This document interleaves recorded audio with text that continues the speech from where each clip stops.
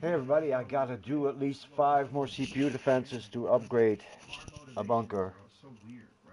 So I'm checking out a podcast by Joe Rogan with Brian Cox. He's a scientist. They're talking about alien civilizations.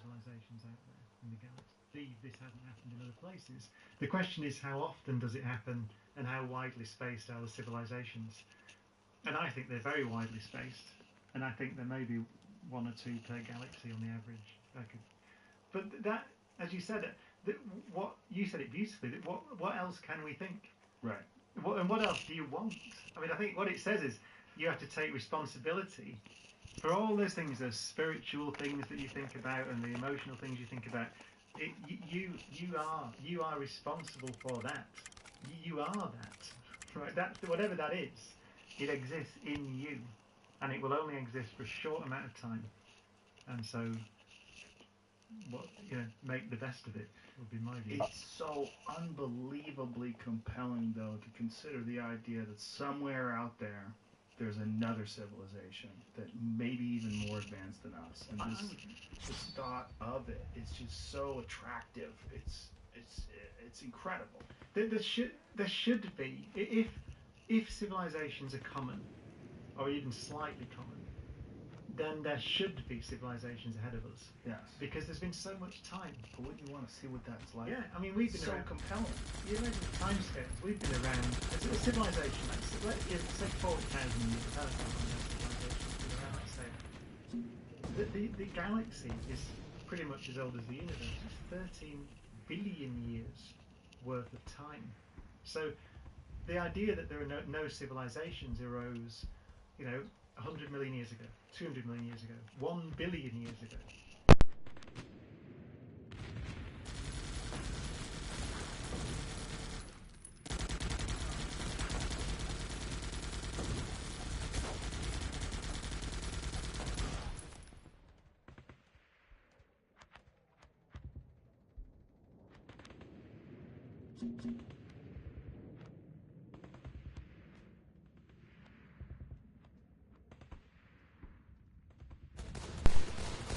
I think what it says is you have to take responsibility for all those things, the spiritual things that you think about and the emotional things you think about. You are responsible for that. You are that. Right? That, whatever that is, it exists in you, and it will only exist for a short amount of time. And so, make the best of it. It's so unbelievably compelling, though, to consider the idea that somewhere out there's another civilization, maybe even more advanced than us. And this thought of it is just so attractive. It's incredible. There should be, if civilizations are common, or even slightly common, then there should be civilizations ahead of us. Yeah. Because there's been so much time. We want to see what that's like. Yeah, I mean, we've been so around. Compelling. You imagine the time scale. We've been around as a civilization. Let's give, say, 40,000 years. That's a civilization. The galaxy is pretty much as old as the universe. 13 billion years worth of time. So the idea that there are no civilizations arose, 100 million years ago, 200 million years ago, 1 billion years ago. And imagine what they'd be like if they'd survived. I mean, we've been around. We've had science, let's say since Newton or Copernicus, 500 years at most. I love what we've done. We've gone beyond the solar system, Voyager. We've walked on the moon, and we're about to go to Mars. I would think we're about to begin colonising our own solar system. So we've done that in 500 years. So imagine a million years. So it's one of the arguments often used to say there aren't any civilizations out there in the galaxy. It's called the Fermi paradox. Because if you imagine a civilization that's a million years ahead of us, they should have written their presence in the sky now. They should see it. I mean, you see us. If we survive a million years into the future, actually even a few thousand years into the future, we will be exploring the galaxy. We will have spacecraft that are going to other stars. We will be doing it. So our signature will become visible, I'm sure, if we last into the medium term. Would we choose to not do that. Here's my thought on that: is uncontacted tribes. Like you know about the gentleman who was the missionary who visited North Sentinel Island and was killed by the natives. North Sentinel Island, which is a really unusual place because they branched off from Africa 60,000 years ago, living in one small island the size of Manhattan. And as well as we know, there's only about 39 of them around, somewhere there. And we're not supposed to have them. Like, people are not supposed to leave them alone. And they're a rare tribe. When they find them in the uncontacted tribes, our initial instinct is back off, leave them alone, leave them alone. Do you think that perhaps the universe, like if there is a civilization that's a million times more advanced, been around here for millions of years of life as opposed to 250,000, why would they let us know? Would they look at us dropping bombs on each other, and polluting the ocean, sucking all the fish out, putting clouds into the skies of dirt and particles? Why would they, like, look at these crude monkeys. Look at that. They're so far beyond where they need to be before they can join the galactic civilization network or whatever. It is true. It's an argument that there is an argument as well that technology so advanced would be difficult for us to detect. I mean, we tend to think of, when you say written across the sky, it's true. That's like starships, like Star Wars, right? Big energy things that you can see the signature of. But actually, maybe the civilization just becomes a nano civilization, a tiny little nano, because that's more efficient. It's a better way to do it. So it's possible, I suppose, that there are space probes all over the place that are so small and are so efficient and use so little energy that we just don't see them. I suppose that is possible. My other thought is that where we are headed, it seems to me that there's some sort of strange symbiosis.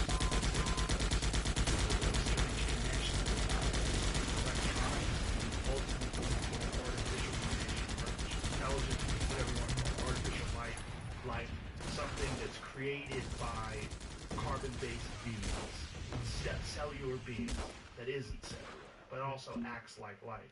That this may be the future of life. That we are so connected to the idea of flesh and blood and bone, but maybe this is just a temporary situation until we transition, or if not us transition, till it surpasses us, and this is the next stage of life. But this stage has no need for all the human and biological reward systems in place that make sure that we survive. Ego or fear or emotion, no need for that. That it will just exist and maintain its equilibrium as this new form of life. And that this is the future of life in the universe. And that we'll get there, maybe it'll only be 100, 200 years from now, but that's what exists all over the cosmos. There's no need to peacock. There's no need to show our sandal in the sky. It just exists in this form. I agree. I wouldn't be surprised either. So that's the counter argument to this Fermi paradox argument that I talked about. Well, exactly as you've just said. But basically, you evolve to a point where you just don't create a situation. And you don't really get involved, as you said. You just maintain. Well, there's no motivation, right? Because our motivations are all so weird, right? We have biological motivations to survive, and there's motivations to conquer, to innovate, to spread our genes, to move into new territories. But if you didn't have biology, if you existed completely from man-made materials, or from materials found on Earth, and that this new form of life is created out of that, it wouldn't have those unless you programmed them. And why would you do that? It is interesting, isn't it, because we don't know what consciousness is, right? So it's often called a hard problem in science. We don't know. So it's a good question whether you can build, let's say you want to build a self-replicating machine, which is what you're talking about, something that can go and maybe go to the moon or Mars and replicate itself and then carry on, which is living things. Does it have to have a sufficient level of intelligence that it actually is conscious? And all these things that we talked about, this word meaning that we used earlier, that we all understand but can't define, is that a emergent property that has to emerge if you've got something that's intelligent enough to replicate itself and live and, as you said, be the...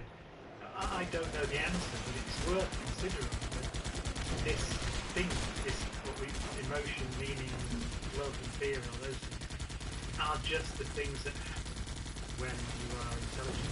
Right. I don't know the answer, but it could possibly be. And does consciousness have to have a local origin? Like, does it have to come from a thing? Like, if you think about cellular communication, if you're in England and you send me a video from your phone and it reaches my phone, it's getting to me through space. It's going through the sky. It's like literally from a device not connected by any wires or anything. It's coming to me. If there's a possibility to create some sort of global intelligence through electronics that's non-local, if one piece of it falls off, it's the same, it just repairs itself or figures itself out. There's the same consciousness existing on a global scale through some sort of an electronic network. That instead of the idea that you and I have, that Brian and Joe, you have your mind, I have my mind, we exist as intelligent beings separate from each other. But instead of that all of it is connected, and that all of it is something that we can't even conceive of because our brains are too crude. Like trying to explain to, Australopithecus what a satellite is. Yeah. I mean, yes. I mean, if you think about our brains, they are ultimately, what are they? They're just a distributed network of cells connected by neurons. And I mean, they're very complicated, but they are a colony of things that are autonomous in a sense, and they're communicating with each other. So yeah, I don't see why you can't scale that up in principle. I mean, I should just the caveat is always that we don't know about this. Yeah, it's just not understood. Well, I think there's something weird. It's physical, though. I'm damn sure it's physical. I'm damn sure that there's nothing going on in my head other than what is allowed by the laws of nature as we understand it. So I'm sure the idea of soul being a divine thing inside. Yeah, I mean, I would say we can rule that out. Actually, I've argued in the past. How do you rule it out? I've argued we can rule that out in the following manner. So here's my arm, right? So it's made of electrons and protons and neutrons. And if I have a soul in there, something that we don't understand, but it's a different kind of energy or whatever it is that we don't have in physics at the moment, it interacts with matter because I'm moving my hand around. So whatever it is, it's something that interacts very strongly with matter. But if you look at the history of particle physics in particular, which is the study of matter, we've spent decades making high precision measurements of how matter behaves and interacts. And we look, for example, for a fifth force of nature. So we know 4 forces: the gravity, the 2 nuclear forces, called the weak and strong nuclear forces, and electromagnetism. And that's what we know exists. And we look for another one with ultra high precision, and we don't see any evidence of it. So I would claim that we know how matter interacts at these energies, so room temperature, these energies, we know how matter interacts very well. And so if you want to suggest there's something else that interacts with matter strongly, then I would say that it's ruled out. I would go as far as to say it is ruled out by experiment, or at least it is extremely subtle, and you would have to jump through a lot of hoops to come up with a theory of some stuff that we wouldn't see when we've observed how matter interacts, that is present in our bodies. And presumably if you believe in the soul, you want it to exist outside when you die, you still want the thing to be there, and you might believe in ghosts and things like that. And look at a ghost, it is something that carries the imprint of you, presumably. It looks like you, right? So that means that it interacts strongly with the matter that is you, because it carries a pattern. If it carries a pattern, it carries information. If it carries information, there has to be an energy source that allows that information to persist and the pattern to persist and so on. So again, you end up with a theory that is postulating something. It interacts with light, because if you think a ghost is the soul, then it's something that people see sometimes. That means it interacts with light, but we know how light interacts, and we ruled out anything but the most subtle further interactions we haven't seen. So I claim that I started off as a joke, but it's actually, I wrote it in an Infinite Monkey Cage book. Welcome to the show. Drop a comment. We're listening to Brian Cox. He's a physicist. It makes sense. And I read something similar, actually. I think Sean Carroll, I don't know if you've had Sean on the show. A couple times. He's said something the same. I think in the book that he wrote, The Big Picture, I think he has a similar argument, actually. So it's a to him as well. It's roughly the same. So if you, so this energy that's interacting with matter, even if you're not moving at all, if you're just thinking, it's interacting with the matter that encompasses your mind or your brain or your nerves or your neurons. Yeah. It's something in there that's interacting with matter, whether you like it or not. So even just a simple thought process or a dream is still something that's interacting with matter. Yeah. Well, obviously, it's your will, isn't it? Yeah. So when you move, it's presumably Right. moving. But even if you're not moving, the idea, like you're saying, your body's interacting with matter as you're moving your arm. But even if you're not moving, if you're just thinking and you're completely still, which is not totally possible because your heart's beating, but if somehow or another you were able to isolate just the thoughts themselves are still interacting with matter because they're interacting with the brain itself. Yeah. There's something in it. There's something that interacts with the physical structure of your body. And I would say there is. So that's The woo-woo version is that the brain itself and the body, the physical, so the spiritual self, you are merely an antenna that's tuning into the great consciousness of the universe. But why? But then you have to answer what it. We know what we're made of, Yeah. so we know how those particles behave and interact. Right. So why do the particles not, in any way, interact with that stuff? Because we interact. We don't. If that's true, we don't only just interact with it. We interact extremely strongly with it. We're interacting with it now. Yeah. Every movement I make is an interaction between that. Right. and Every the thought matter you in my have. body. Yeah. Yes. Well, everything. If I move my fingers, everything that I'm doing Right. is an interaction between that stuff and me. So it's a very strong interaction, but we don't see it in all our decisions. But the answer is not that. The answer is Jesus. Measure God. That may be an answer, but the point is, as we talked about earlier with absolute space, Yeah. if you can't measure it, Yeah. it's not there. Right.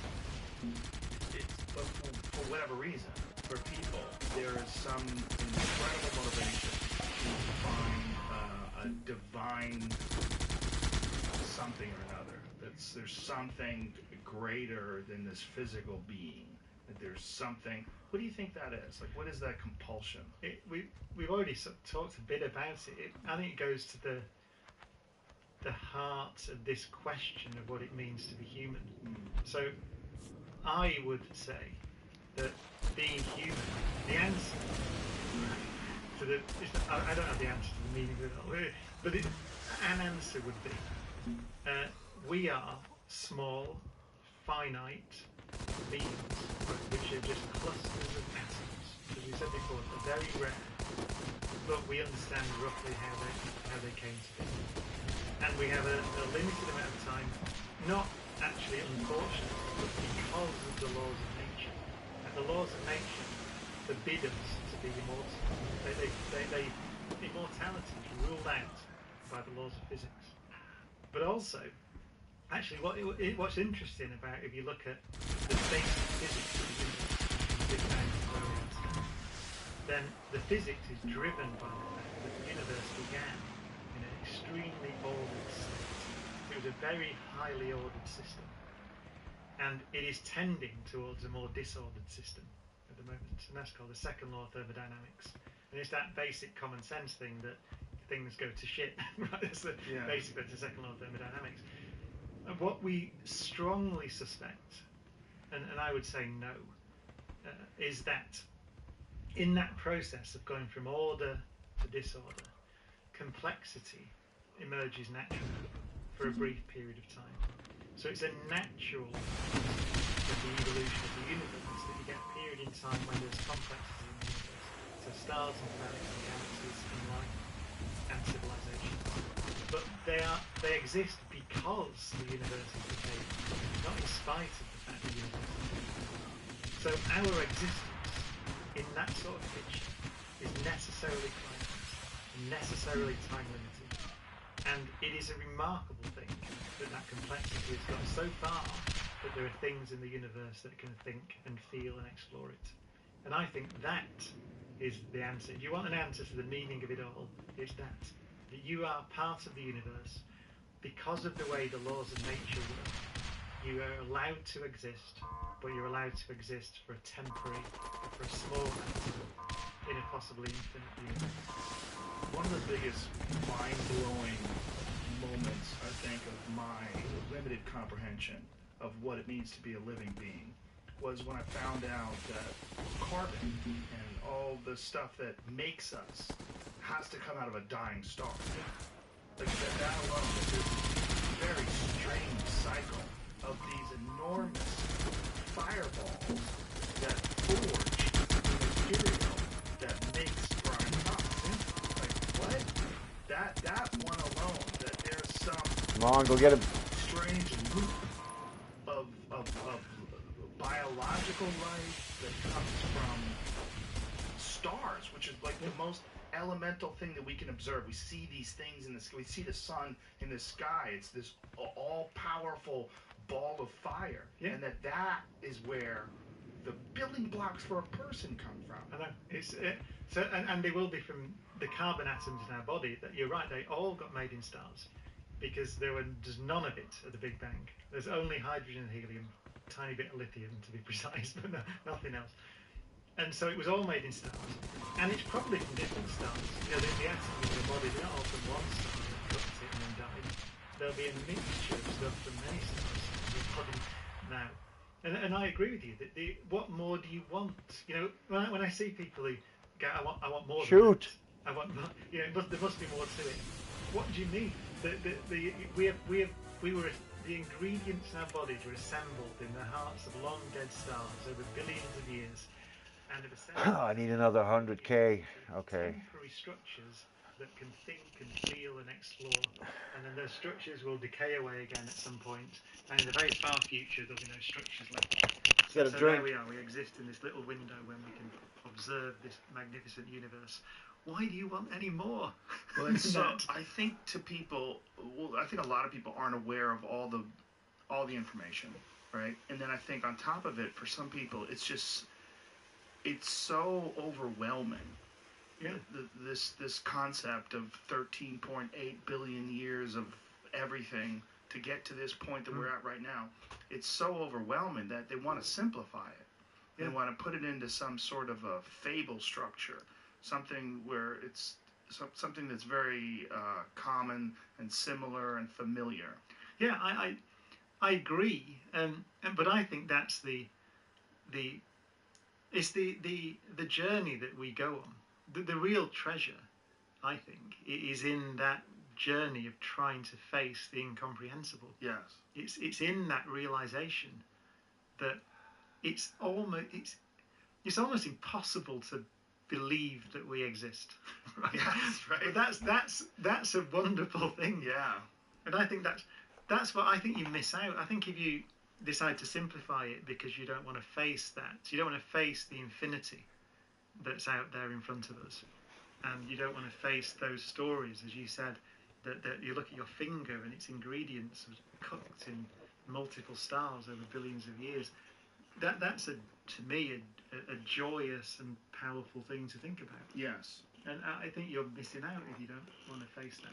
Well, I think the distribution of information has changed so radically over the last couple hundred years, and particularly over the last 20, that you're seeing these trends now where more people are inclined to abandon a lot of even if you remain religious or you keep a thought or a belief in a higher power, people are more inclined to entertain these concepts of science and to take in the understanding of what has been observed and documented and written about among scholars and academics. And there's more people accepting that. If you look at the number of agnostic people now as opposed to 20, 30 years ago, it's rising, it's changing, and I think there's also, because of you, and because of Neil deGrasse Tyson and Sean Carroll and all these other people that are public intellectuals that are discussing this kind of stuff, people like myself have a far greater understanding of this than I think people did 30,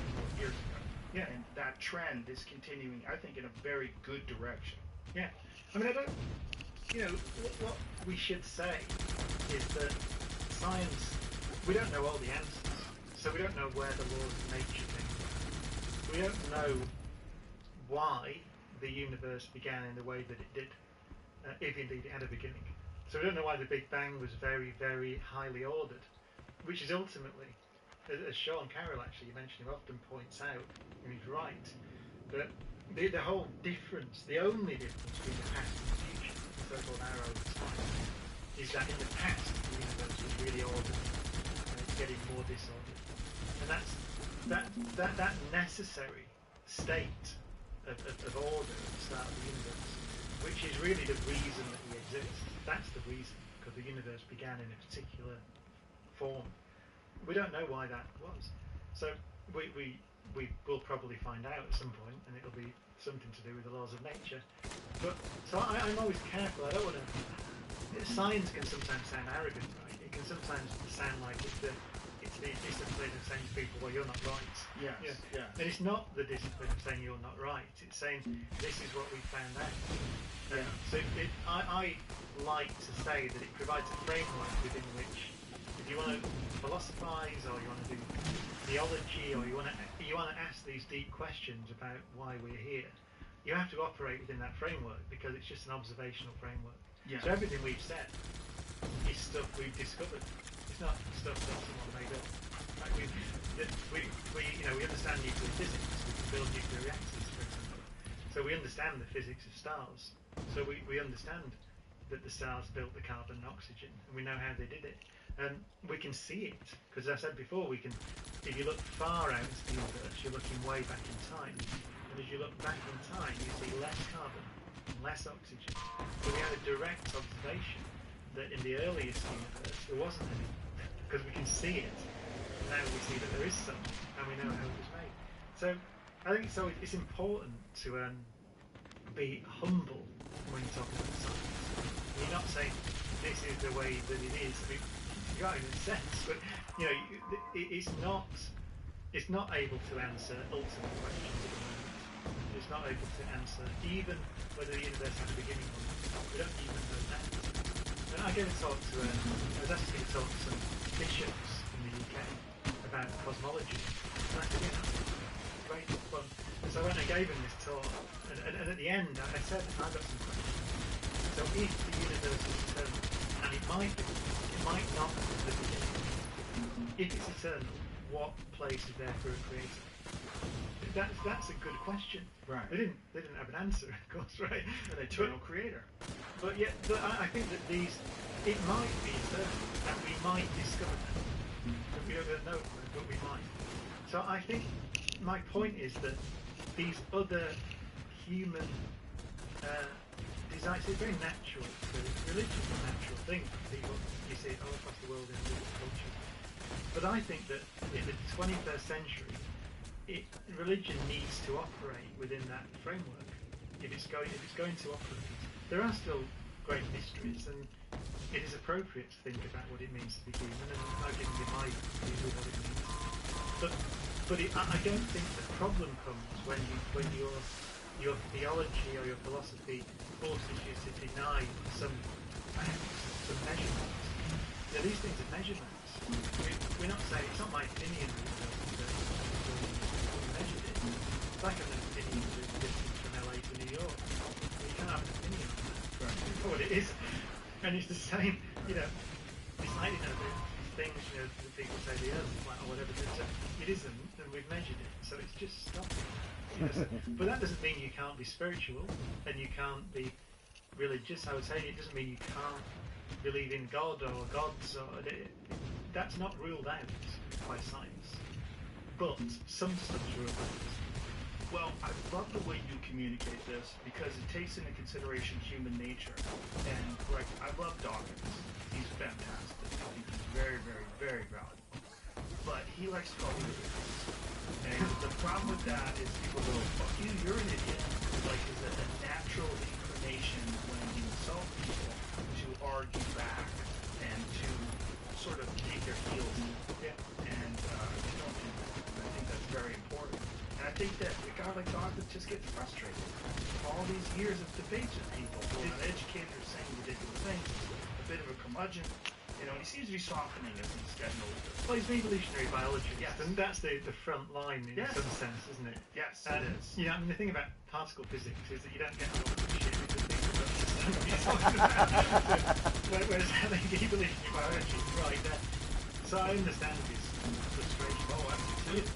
Having said that, you know, I've kind of softened a bit over the years, actually, because now, I think at this point, both in the US actually and in Britain and in some other countries, we are at an point you sort of alluded to where everybody's angry, with a lot of anger, and a lot of it's justified, by the way. What the hell was that? Equality and all those things. So it's justified anger.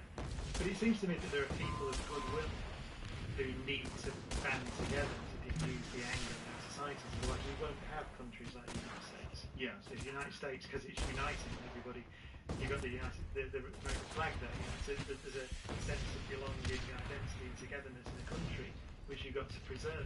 And so I've stopped actually picking. I used to, for example, quite enjoy picking fights with Deepak Chopra on Twitter. And it's just fun, and it's a laugh, you know, and you just do it, and he says some crazy stuff, and he's earned it. But I've sort of I've stopped doing it going, well, but relative to some of the other people, Right. He's someone who means well. Yeah, I don't agree with virtually anything he says. However, he's a well-meaning person, and so I've started trying to seek common ground. That's why I for example, gave a talk to the bishops there. I don't agree with them on the framework, their theological framework, but they mean well. Yeah. So I think seeking consensus to reduce anger, as you said, it is incumbent on all of us, especially people like us who have a public voice. We need to diffuse some of this anger because otherwise it will consume everyone. Yes, I've tried very hard to evolve in that respect and just get better at communicating ideas and get better at understanding how people receive those ideas. And I think it's easy to get lazy and to insult and to and it's fun. And it's fun. It's fun. Yeah. Well, especially me. I mean, I'm a comedian. Part of what I do is insult people. Yeah. But I use it for humor. I want to entertain people. That's the whole idea. Yeah. But I think in terms of like discussing ideas, especially that are so personal to people, like religion, I've re-examined the way I interpret these ideas and the way I talk about these things. Yeah. It's interesting. I did a BBC program ages ago. I was asked to do it on this thing called the Reef Lectures. The BBC had done since 1952. And Robert Oppenheimer did them in 53. And it was fascinating. You can get the transcripts online for free. And you can get one recording as a 5. They taped over the other 4. Can you believe it? Wow. They erased them because they wanted to tape something else. No! It's just unbelievable. But one of them exists of Oppenheimer giving these lectures. Oh my God! How do they do that? I know, but you can read it. They taped over. Can you buy more tapes? And Bertrand Russell didn't do it. They taped over. They taped over Bertrand Russell? But he talks. But it's brilliant. It's called Science and the Common Understanding.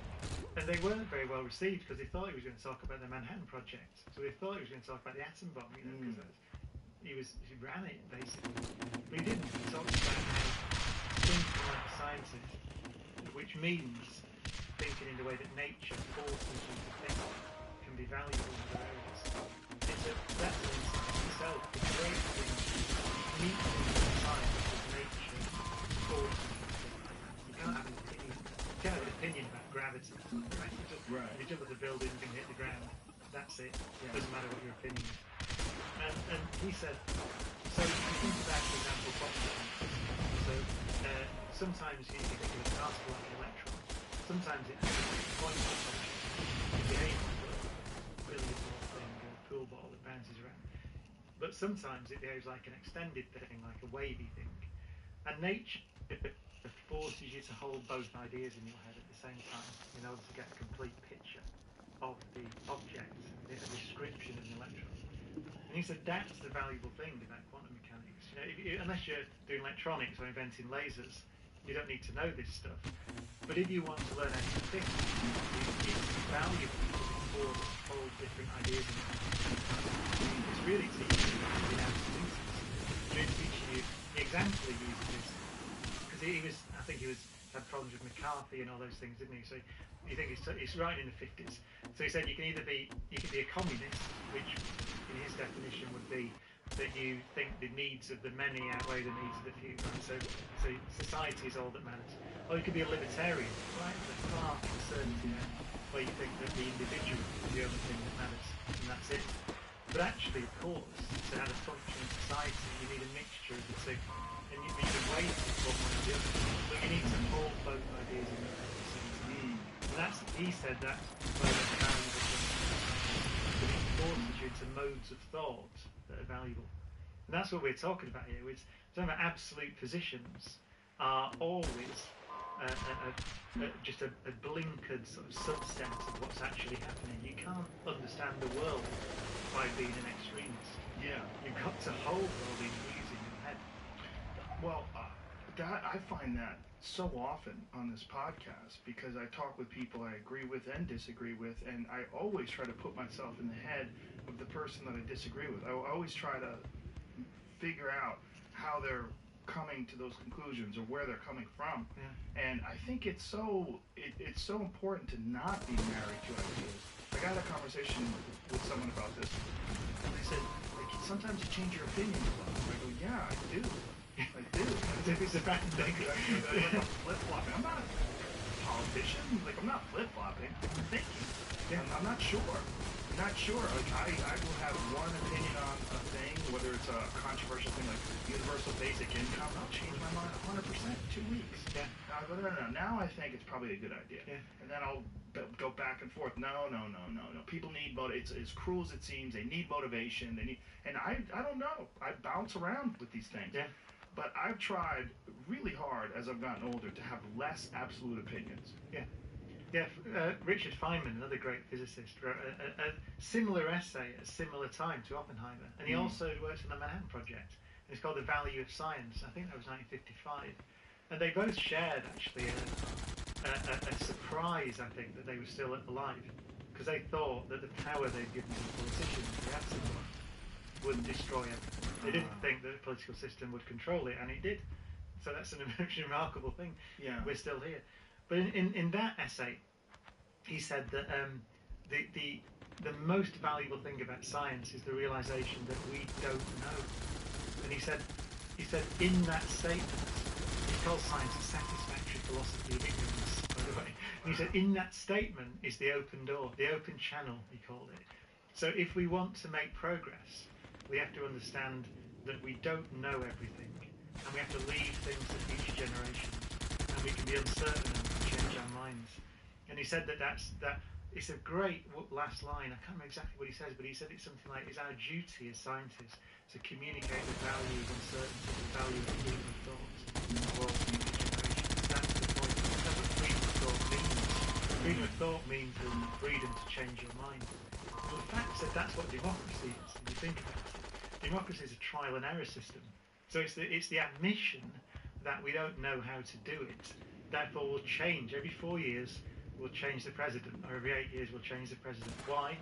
Because the president doesn't know how to do it. So someone better. There will be someone better that comes along, and then someone worse and someone better. But it's a trial and error system. And he's right. And he's right that is the open door. That's the road to progress. It's certainly better than humility.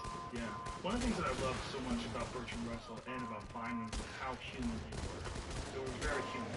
Feynman might have played the bongos and chasing girls, and Bertrand Russell was addicted to tobacco. He would talk about how he wouldn't fly unless he could smoke. Like, he had to get us, back when they had smoking sections on airplanes. and he had his pipe, and he just refused to fly without tobacco. He couldn't imagine being without tobacco. I mean, it's so striking for such a brilliant guy to be addicted to such a gross thing. Yeah, you're right, because I think these are people that found existence joyous. They wanted to know. Now I want a cigarette. Yeah. They didn't want to know everything, because you can't know everything. Right. I suppose that's what, if you think about what the job of the scientist is, it's to stand on the edge of the known, because you're a research scientist. So if there's nothing to know, then you've got no job. Right. So you have to be naturally comfortable with not knowing. And if there's one thing I really do think, how do we begin to patch our countries back up again? One of the reasons, I think, in education is to teach people the value of uncertainty, of not knowing, which is not weak to not know. It's actually natural not to know. And that's one of the problems with religion, is to say that you know when you do not, or to say that you have absolute truth and absolute knowledge or something, when it can't really exist. Yeah, I mean, history tells us, doesn't it, that anyone who thinks they've got absolute knowledge causes trouble. Yeah. Did you see Ex Machina? Yeah. Did you enjoy it? Yes, I know Alex Garland, because he wrote Sunshine. Oh, right, So that's that was- right. And 28 Days Later. Yeah. And yeah, so Ex another Machina new movie, the weird one, the alien movie. He wrote that as well, Yeah. right? What was it called? Annihilation. or Annihilation. something? Yes. Yeah, so a great soundtrack. Yeah. Are you scared of artificial life, artificial intelligence? I'm not scared of shit. Yeah. But he talked about it. Like he talks about it like we're in the opening scene of a science fiction movie, and he's trying to warn people, and then they don't listen to the genius, and it goes south. Sort of depends. I chaired a debate on this, the Royal Society in London a few weeks ago, and so it's true now at the moment. What people tend to be frightened of are general AIs, or AGI they call it, artificial general intelligence, which is like what we talked about earlier, a human-like capability thing. And we're miles away. We don't know how to do it. We haven't got them, and we're miles away. So at the moment, artificial intelligence is expert systems, are very focused systems that do particular things. You can be scared of them in a limited economic sense, because they're going to displace people's jobs. And actually, interestingly, in this panel discussion we had, it's going to be like what you might call middle-class jobs in the UK, so white-collar jobs. It's not actually why people are interested in universal basic income, to sort of replace money that's going to be lost, because there will be no jobs for all these people, otherwise we'll have just a mass catastrophe. Yeah, they're very good. Someone said that these systems, artificial intelligence systems, at the moment are very good at doing things like lawyers. So they're very good at reading contracts and things like that. But it's interesting, it's a revolution. It's not like the Industrial Revolution where it's manual labour that gets hit necessarily. This is kind of interesting because it hits that kind of intermediate level that usually escapes. So you're right, one of the answers is to tax. There was an example with a robot tax, so in a car factory, you say to the manufacturer, well okay, you can have a robot, but you pay the robot the same as you pay a person. And then that money goes into funding universal basic income. So I think the extra studies in economic change of these systems will be there. But all the experts agree that the idea of a Terminator style general intelligence state of the world is miles away. And so whilst we might start thinking about regulation, it's not going to happen soon, is the general point, I think. So I would disagree with him on that. I think it's too far in the future at the moment. I might be one of those people that's going, it's going to be all right. Right. And then my iPhone takes me out on the way to the airport. Yeah. What's the thing? I mean, it's our choice at the moment, isn't it? I mean, don't give your iPhone a laser, Right. for example. And it doesn't matter if it goes crazy and tries to take over the world. I know that's a bit facetious because he would say they could take over power grids and all that kind of stuff. Yes. I guess, but Well, it's these concepts that are really hard to visualize, like sort of Kurzweil's idea of the exponential increase in technology leading us to a point in the near future where you're going to be able to download your consciousness into a computer. You talk to computer experts, so it's in a way we're miles away from that. yeah, on neuroscientists. Yes. Neuroscientists. Yeah. So You, No way. Yeah. one brain cell probably we can't. But Kurzweil's convinced that what's going to happen is that as technology increases, it increases in this wildly exponential way where we really can't visualize it. We can't even imagine how much advancement will take place over 50 years. In those 50 years, something's going to happen that radically changes our ideas of consciousness. I think Elon shares this idea as well, that it's going to sneak up on us so quickly, but when it does go live, it'll be too late. Yeah, I mean it's worth putting the framework in place. I think the regulatory framework, even as you said, for the more realistic problem, which is people's jobs are going to get displaced. Yes. And there's a great. I was at a thing and someone said, I can't remember who it was, but they said it was a politician. The job of the innovation system is to create jobs faster than it destroys them. So you've always got to remember that as a government and as regulators. If you're going to allow technologies into the marketplace that destroy people's jobs, it is your responsibility to find a way of replacing those jobs or compensating those people, as you said. Otherwise, you get breakdowns. So Another 110K. That people need some meaning. Like just giving them income, I think, is just going to One CPU defense, one defense wave. I'll be golden. create mass despair. Even if you provide them with food and shelter, people need things to do. So there's going to be some sort of a demand to find meaning for people. Give them occupations. Give them something, some task. It seems to be one of the critical parts of being a person. So we need things to do that we find meaning in.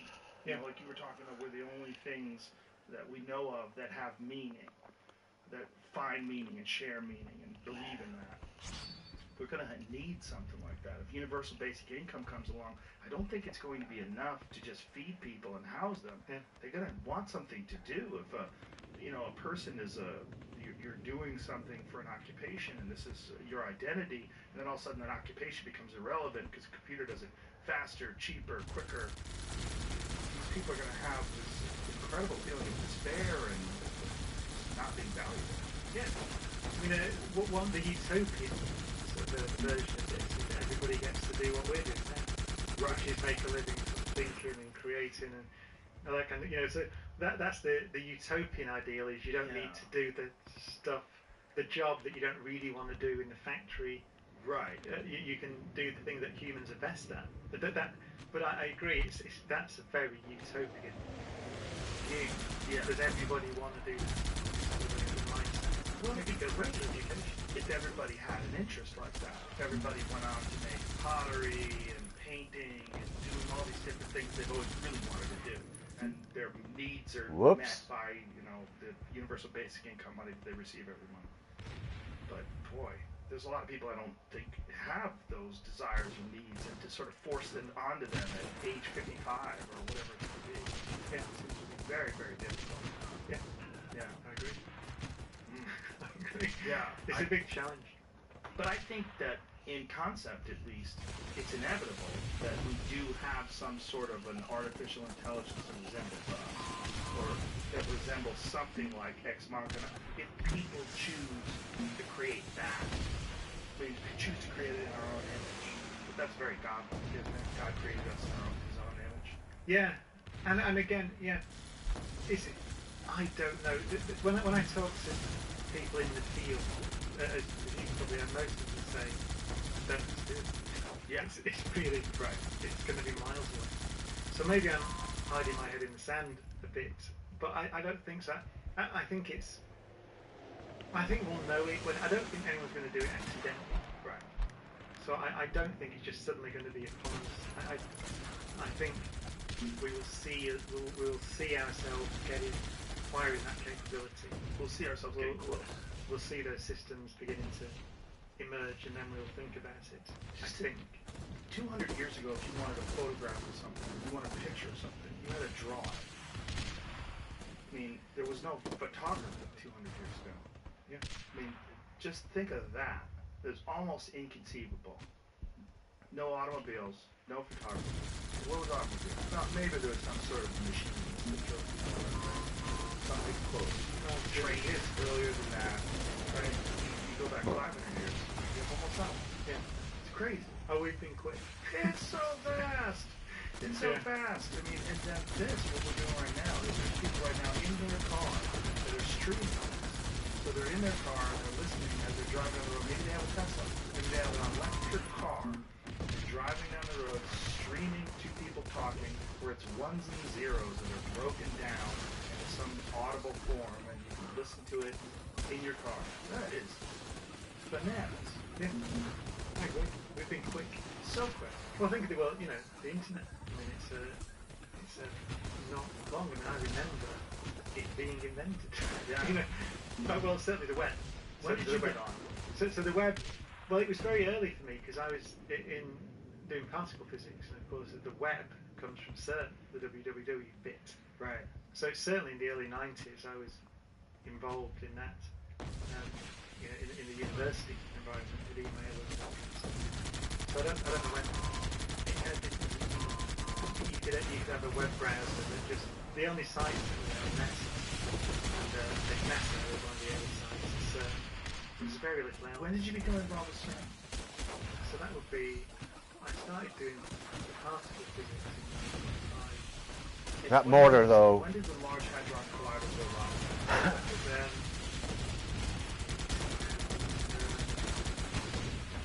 2007 or 2008, so on. I think it was about 10 years ago. But it started up and then we had a problem with it.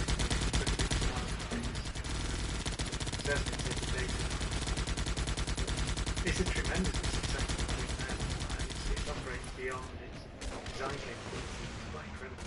It's so stunning. It's an incredible physical thing. That this, I mean, how large is it? How large? It's 27 kilometers, so it's about 16 miles.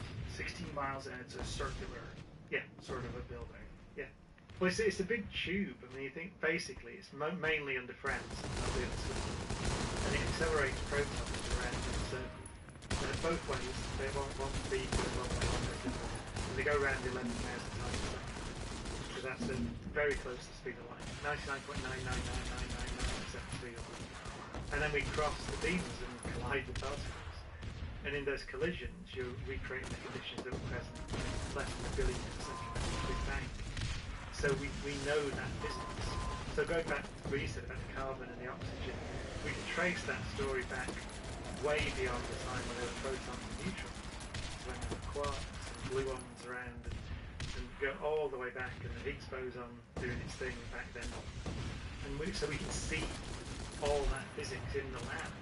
So that's why we have a lot of confidence in that story. It's so fascinating that they were able to talk someone into funding that they got a bunch of people together, and that you were able to explain to politicians, regular people, what you're trying to do. It's a great example of how you get something done. So it was the 1950s when CERN was established. I think it was 53 or 54. Can't quite remember. It's something like that. And it was built out from the Second World War. So you had Europe at the end of the war. And it was realised that the only way forward for Europe was collaboration to rebuild the scientific base. And for peaceful purposes. And so CERN was set up as an international collaboration in Europe initially, with that political ideal that it would explore nature and just the freedom and the peaceful means, peaceful reasons. And so that was the politics was right. So it was set up by international treaty, so that the member states are bound together by a treaty. And they pay a small amount, relatively small amount each, into CERN every year, which is expensive schedule. And that's the money they use to build the experiments and build the accelerators. So it's very hard to get out of it. And you wouldn't really want to, because it's a small amount of money per country. And CERN doesn't get extra money to build things. It just takes its money and basically saves up and plans itself. But because it's got a regular stream of money, it can do it. So it can say, we're going to build this machine, and it will take 8 years, because that's how much money we've got, and we'll build it in 8 years, and we know how much money we've got, so we can do it. And it's a lesson. I mean, the reason that the US collider, the SSC, failed is because it's the problem you have in the US with the funding system, as you've seen in the last few weeks, is that it's very arbitrary, and it's open to political manoeuvring and things can be shut down and things. And CERN is not like that. CERN has got a guaranteed stream of funding, small, but in country. And so you can do these projects. And the one in the U.S., that was during the Clinton administration, is that what it was? Yeah, it was closed down by Congress on a very slim vote, and it was in Texas. So it was one of those things where you got states buying for money, and it was half built, and everyone was there. And the thing is bigger than the LHC, and it was closed down. So you waste a lot of money. Is that a huge disappointment for the scientific community? Like, were people very hopeful that this was going to go live? Yeah, it was being built. So it's very hard. What would it be able to do that the LHC couldn't do? It was a higher energy accelerator than the LHC. So it would have discovered things had it been done. But the half-built part, is it useless now? Can they I think so. be charged up again? No. I think so. Oh, it's half the funding. You know? So that's the thing. You can do these wonderful things for not a lot of money if you just do it over many years and have stable funding. Yeah, commit to doing it. The filling it in part is like... And you look at CERN as well, and people ask me now, I think the UK pays about $100 million a year. That's what the UK pays in. And it's about the same for Germany, same for France, and so on. And so people say, what do we get for that? I mean, first of all, it's not... The whole budget is about the same as the budget of a medium-sized university. So it's not a lot. It's about $1 billion a year or something, which is what a university has. So it's not a lot in the scheme of things. What's it done, though? Well, we invented the World Wide Web, as we just said. A lot of the medical imaging technology that we use comes from CERN. It's pioneered the use of these very high field magnets, which is what it needed. So it's engineering at the edge. And engineering at the edge generates spin-offs and expertise to get used in other fields. So there's cancer treatment, so-called hadron beam therapy. So if you've got a brain tumour now, it's quite likely that you'll have one of these targeted particle beam therapies, which is like very highly targeted sort of chemotherapy. It's not chemotherapy, it's just radiation that you can target in a beam into your head and attack the tumour. And those are particle accelerators. So most particle accelerators today are in hospitals and in medicine.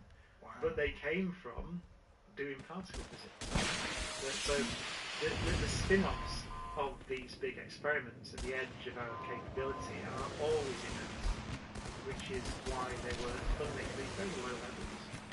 But it's not just the knowledge, it's the engineering. But there is a practical application, right? There always is. It's just finding out how to do hard things is usually useful. The moral. And it wasn't just the Higgs boson particle that you guys discovered. What is quark gluon plasma? Yeah, so that's shortly after the billionth of a second after the Big Bang. So Yeah. you end up with a soup of quarks and gluons. So quarks are the building blocks of protons and neutrons, and gluons are the things that stick them together. So a proton has 2 up quarks and a down quark, and a neutron has 2 down quarks and an up quark, and so on. So they're the constituents, protons and neutrons, which are the constituents of our atomic nucleus. So if you go to very high temperatures or high energies, then the protons and neutrons fall to bits, and you end up with a soup. Come on, guys, let them pass. And that's a quark gluon plasma. And it's insanely dense, right? Yeah, well, very high energy. So you get that.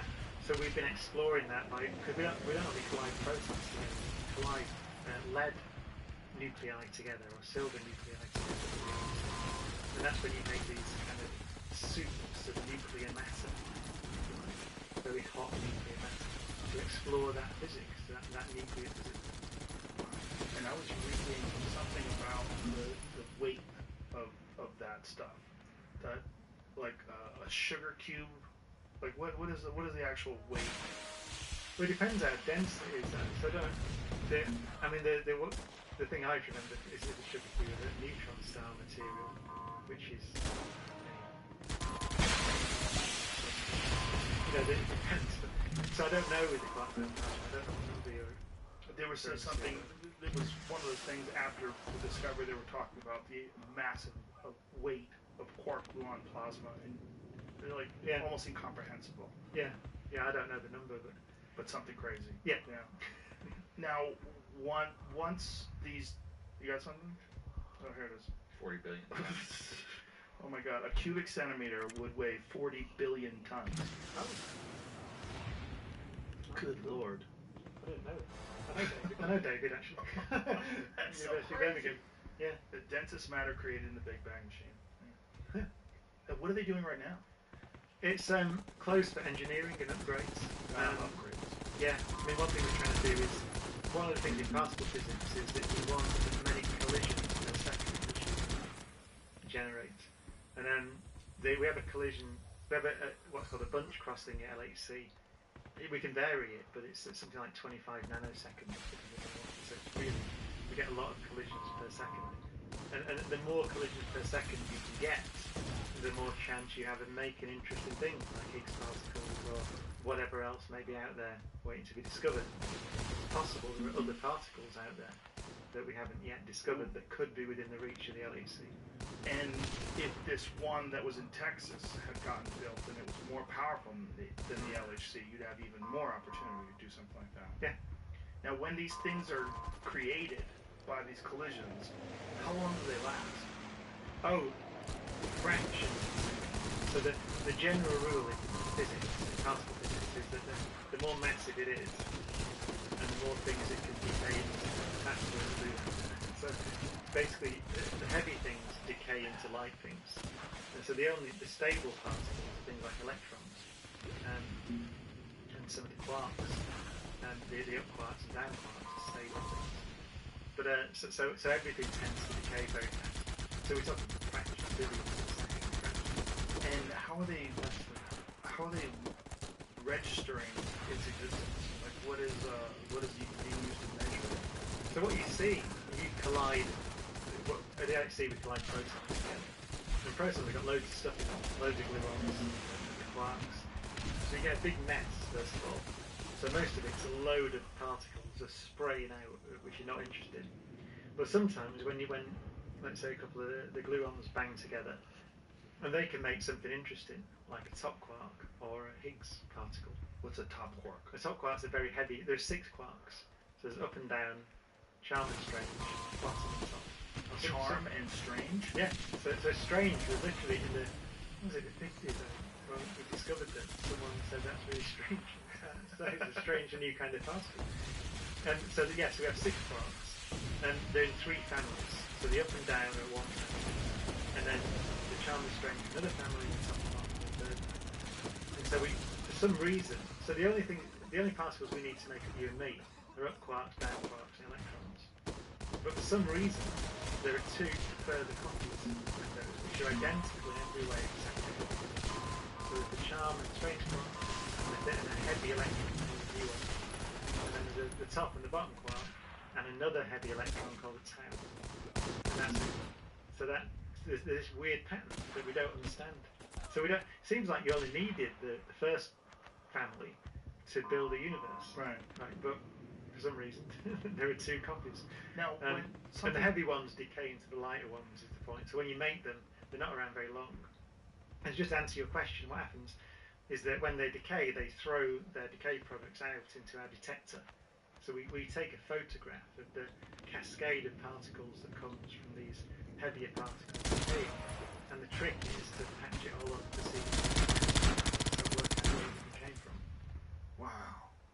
Now, when they find these unexpected particles, then what happens? Then there's the study of them. Then there's then everybody gets together and go, okay, what the hell is that? Yeah. What is that? What do we do? So we want to know with a Higgs particle. We know what it does. It gives mass. So it's fundamentally the thing that gives mass to all the other things in the universe at the most fundamental. So electrons and the up and down quarks are going to mass from their interaction with Higgs. That's why they mass. That's another reason we exist. We go way back. We wouldn't exist if there wasn't mass in the universe. And the Higgs is ultimately responsible for that mass. I keep caveating it because then you get other sorts of mass that are generated, but the fundamental basic seed, as it were, is from the Higgs. So what we want to know is we want to know how that thing behaves. And so we want to study it. So we want to make a lot of it. So you can take a lot of pictures of it and study it a lot and see exactly how it does that. And so that's what we're doing. That's what we're engaged in at the moment. We're making high precision measurements of the way that particle behaves, so we can understand the laws of nature. That is the laws of nature. How are those particles behaving and what are they doing? But it is possible that some new form of particle, something else, could be discovered. Yeah, That we don't know about yet. because we almost know that there are other particles out there in the universe. We almost know. So they think of dark matter. Yes. So we look out into the universe and we see that there's a lot of stuff there that's interacting gravitationally, but is not interacting strongly with the matter out of which we are made and the stars are made. So it's almost certain that that's some form of particle. That fits beautifully. And we see lots of different observations, the way galaxies move. Even that oldest line in the universe, the cosmic line, we see the signature of that stuff in that line. So we think that there's some other particles in there. And to be honest, we thought we would have detected it in LHC. We have lots of theories, or supersymmetric theories, that make predictions for all sorts of different particles that would interact with normal matter. And I think it's broadly seen as a surprise that we haven't seen at LHC. That just may well mean that either they're a bit too massive, so we need more energy to make them. We just haven't quite got enough. Or we're not making enough of them often enough to see them, which is one of the reasons we're upgrading the LHC. So we also look for them, by the way, directly. So we have experiments under mountains. We bury them under mountains so the cosmic rays from space don't interfere with them. And we're looking for the rare occasions when these dark matter particles bump into the particles of matter in the detector. So because the idea would be this room's full of them. I mean, the galaxy is swimming with dark matter as far as we can tell, but it interacts very weakly with this matter, so it doesn't bump into us very often. So we're looking for the direct detection of it, and we're looking to make those particles at LHC. So it's everywhere, but it doesn't interact with us. Very weakly. So it interacts through gravity, and the archetypal particle that's everywhere that doesn't interact strongly is a neutrino. So we do know about neutrinos, we've detected those. And there are something like 60 billion per centimetre squared per second passing through your head now from the sun. So they get made in nuclear reactions in the sun. But they go straight through your head, and then actually straight through the earth, pretty much. Occasionally one of them bumps into something, and we can detect those, because there's so many of them going through. But we only detect, I don't know, 1 or 2 a day. Fascinating. And the idea is that dark matter encompasses an enormous percentage of the universe. Yes, it's 5 times as much matter is dark matter than is normal matter. And the number is 25% of the universe. So roughly speaking, about 5% of the universe is normal matter, stars in gas. 25% is dark matter. Yeah, so 5 is normal matter, about 25 is dark matter, and about 70 is dark energy. That's the other thing. The other thing. About. Yeah. Yeah. So what the hell's that? Don't know. Know what it does. So again, we talked about Einstein's theory earlier. Let's back this up. Einstein's theory, which works spectacularly well, says that if you put stuff into the cosmic rays from space don't interfere with them, and we're looking for the rare occasions when these dark matter particles bump into the particles of matter in the detector. So because the idea would be this room's full of them. I mean, the galaxy is swimming with dark matter as far as we can tell, but it interacts very weakly with this matter, so it doesn't bump into us very often. So we're looking for the direct detection of it, and we're looking Stardust. to make those particles at LHC. So That's it's stardust. but it doesn't interact with us. Very weakly. So it interacts through gravity, and the archetypal particle that's everywhere that doesn't interact strongly is a neutrino. So we do know about neutrinos, we've detected those. And there are something like 60 billion per centimetre squared per second passing through your head now from the sun. So they get made in nuclear reactions in the sun. But they go straight through your head, and then actually straight through the earth, pretty much. Occasionally one of them bumps into something, and we can detect those because there's so many of them going through. But we only detect, I don't know, 1 or 2 a day. Come on, give me your And defense the wave. idea is that dark matter encompasses an enormous percentage of the universe. Yes, it's 5 times as much matter is dark matter than is normal matter. And the number is Yeah, 25% all right. of the universe. So roughly speaking, about 5% of the universe is normal matter, stars and gas. 25% is dark matter. I need to so, get 5 normal matter, 25 71,884. dark energy. That's the other thing. I was The other gonna ask thing. you about. Yeah. Yeah. So what the hell's that? Don't know. Know what it does. So again, we talked about Einstein's theory earlier. So Einstein's theory, which works spectacularly well, for the cosmic rays from space, Back that up. interfere with them, and we're looking for the rare occasions when these dark matter particles bump into the particles of matter in the detector. So because the idea would be this room's full of them. I mean, the galaxy is swimming with dark matter, as far as we can tell, but it interacts very weakly with this matter. It doesn't bump into it very well. So we're looking for the direct detection of it, and we're looking to make those particles safe. So it's everywhere, but it doesn't interact with us. Very weakly. So it interacts through gravity, and the archetypal particle that's everywhere that doesn't interact strongly is a neutrino. So we do know about neutrinos, we detected those. And there are something like 60 billion per centimetre squared per second passing through your head now from the sun. So they get made in nuclear reactions in the sun. But they go straight through your head and then actually straight through the earth, pretty much. Occasionally one of them bumps into something. And we can detect those because there's so many of them going through. But we only detect, 1 or 2 a day. And the idea that dark matter encompasses an enormous percentage of the universe. Yes, it's 5 times as much matter in dark matter than is normal matter. And the number is 25% of the universe. So roughly speaking, about 5% of the universe is normal matter, stars and gas. 25% is dark matter. Yeah, so 5 is normal matter, about 25 is dark matter, and about 70 is dark energy. That's the other thing. The other thing. Yeah. So what the hell's that? Don't know. Know what it does. So again, we talked about Einstein's theory earlier. So Einstein's theory, which works spectacularly well, says that if you put stuff into the universe, as we said before, then it warps and deforms and stretches, and it very precisely tells you, given the stuff you put in it, how much does it stretch, and how does it stretch. And the measurement we have is how it's stretching.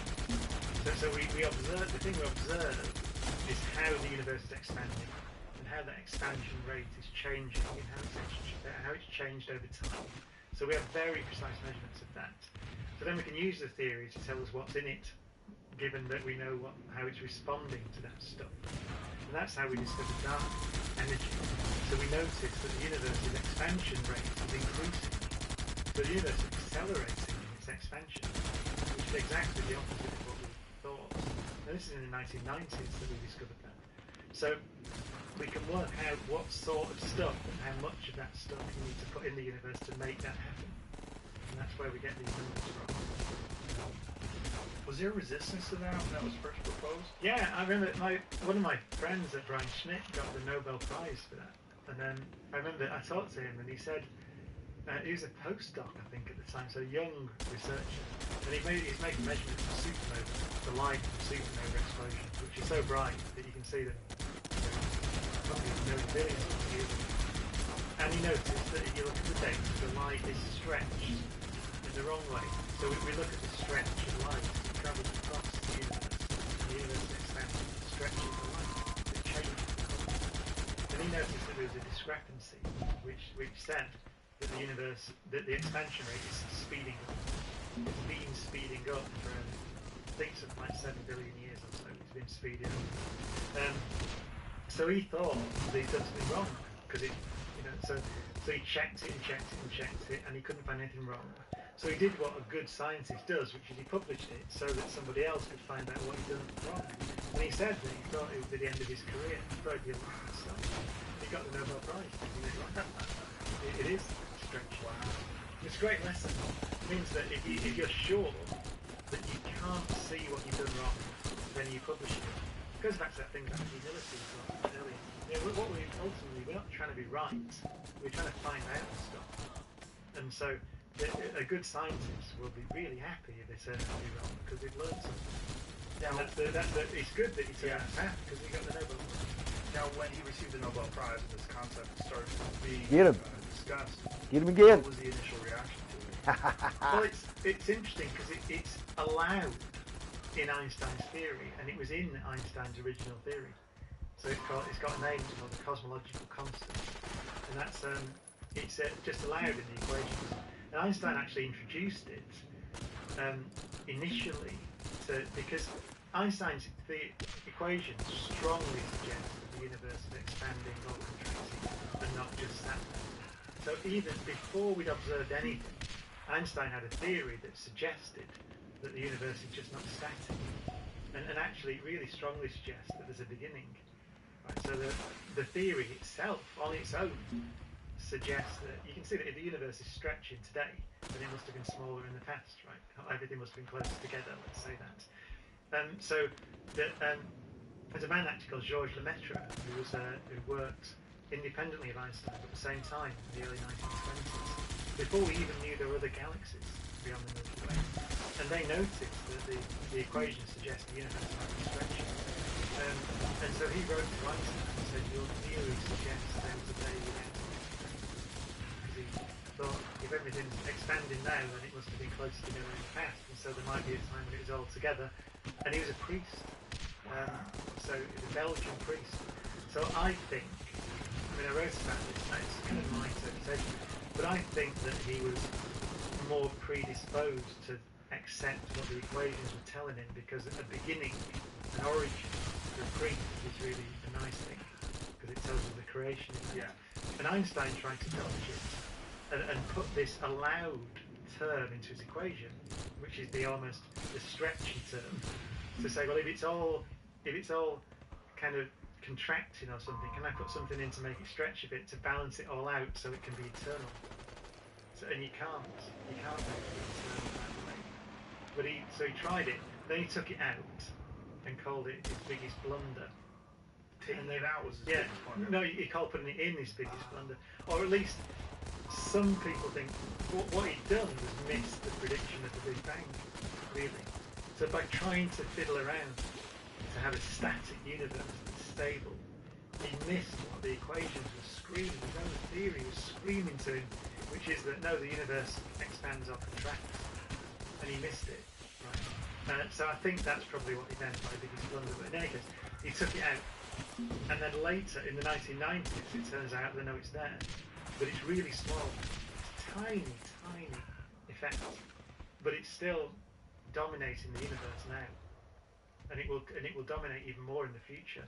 So we think that we're in a universe that will continue to expand, essentially doubling in size over 50 times ago, which is 20 billion. So within every 20 billion years into the future, forever, unless something happens, the universe will continue to expand. And that's the dark energy. But nobody knows what it is. It's one of the cutting edge, massive problems with theoretical. And what is being done to try to get a better grasp of what it is? It's theoretical at the moment. We're making very precise observations of it. Right. But it looks like this constant. So it looks like it's basically one number, if you like, in Einstein's equation, and just really simple. So it looks like it's something that may be a property of space itself. Don't know. But it looks like a very simple thing that doesn't change over time. It just stays there. So it requires theoretical advance as well. And so people are trying very hard to do that. It's so crazy when you go from Galileo to modern theoretical physics that there's still this understanding of what all this stuff is. Yeah, these are these are fundamental and difficult problems. We're talking about the origin and evolution of the universe. Right. That's what cosmology is. And it's also particle physics. I mean, the way that these things, this stuff, we keep talking about the stuff in the universe. That's what the LHC studies. It studies how the stuff behaves. Right now, it's very theoretical, right? They're trying to wrap their minds around what this is and what the properties are. Do you envision a time where you can actually physically measure this and have a real clear understanding of what it is and what its properties The are? dark energy. I don't know. I mean, for example, there are theories, which are probably not right, but they're not necessarily wrong either. There are theories that try to link it to the Higgs particle. So the Higgs particle, which we've discovered and can measure, has some properties that we think the dark energy would need. And also this inflation I mentioned way back at the start of the universe, it has some of the properties that can do that as well. So for example, there are people who try to link them. So we do have an observation of the Higgs, we can study that. So are they linked? Don't know. But so it could be that we can study it, even though it's a very small, weak effect. It could be of direct access. It's great. I mean, these are big mysteries. Hey, Dickon. There's something really profound we don't understand about the way that stuff, in particular the Higgs, actually interacts with space and time. So very naively, the Higgs should blow the universe apart. Just very naively. It's loads of energy in a very small amount of space, and huge amounts of energy. But it doesn't do anything apart from give mass to things. It doesn't seem to, it doesn't directly affect space. But everything else that you put in space directly affects it. So, there are kind of issues there that we don't, and it just says we don't get it. We don't get it yet. It's just and dark energy is another one of those. They probably link that. If I was to guess, I'd say there's some link there. There's something going on, and solving one of them might solve the other two. Inflation, dark energy, something. How many people worldwide would you estimate are trying to grasp this and working on it? It's a good question. I don't know. I mean, it's probably tens of thousands if you count all the people who work at CERN and the particle physicists and the theoretical physicists. 10K to go. Because it's so important for us to get an understanding of what's going on, but yet so outside of the grasp of most people, including me. Like, I'm listening to you talk about this, and I'm like, thank God there's people like you. Thank quarks. There's people like you out there that are doing this. But it's almost like you're speaking another language. It's so strange to me. Well, it's very new stuff. Yeah.